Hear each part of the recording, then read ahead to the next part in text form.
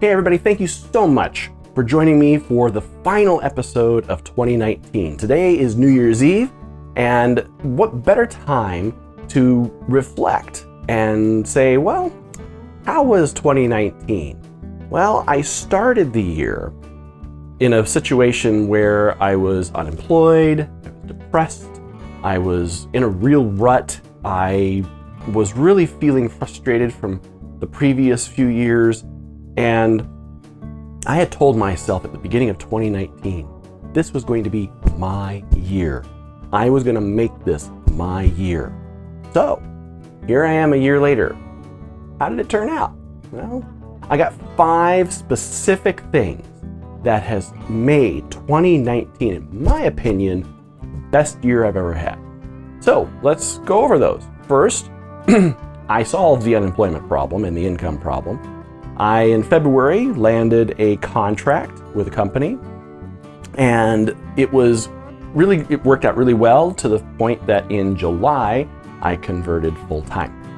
And when I was able to go on board full-time, I got some amazing benefits, really some of the best benefits I've ever had in any job in my entire life. It really has provided me and my family with so many benefits. I was able to get a few surgeries done and able to get allergy shots, which I was never able to really do. And it's just been a miracle in itself to be able to have these great things happen as a result of being employed. So I'm very grateful for that accomplishment for this year. Second, I lost 30 pounds and I completed 1 year of every damn day, which I did recently. I talked about that in my episode a few episodes back. I'm really proud of that. That was a major accomplishment, not just accomplishing the 1 year of going to the gym 5 days a week, but it was also the losing of the 30 pounds and actually building up a new belief and a new confidence in going to the gym and working out and making it part of my life and making it a routine. That is something that if I ever felt like missing it, I would certainly regret, and I didn't. There were a few days where I got sick and I would just badge in, but for the most part, I was able to go every single day except Christmas Day, and that was awesome. That's a great accomplishment.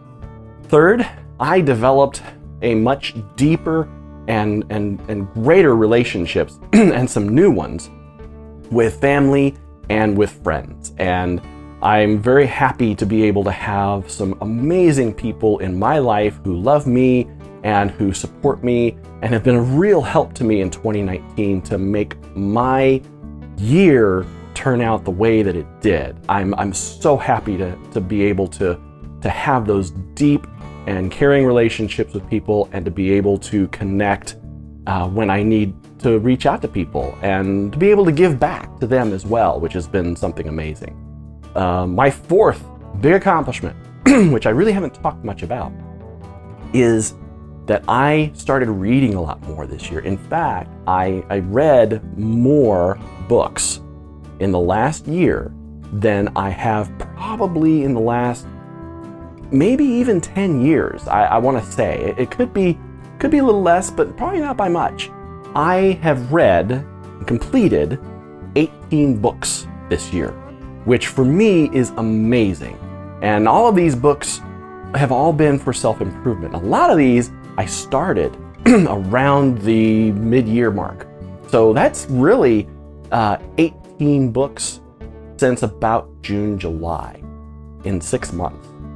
Imagine what I could have done if I had been reading the whole year. And I'll be reading more next year. I have more books I'm going to be reading. So that was a major accomplishment for myself. The last thing that I started doing is something I've struggled with all my life. I started doing some serious journaling.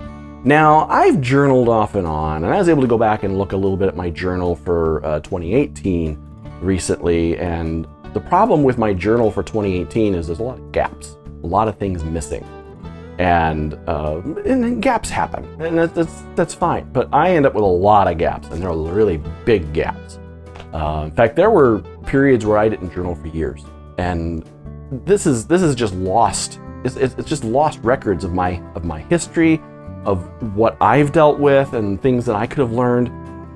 Something that I was able to do was start journaling more this year, and I really got more into journaling about mid-year when I started really getting into my self-improvement kick.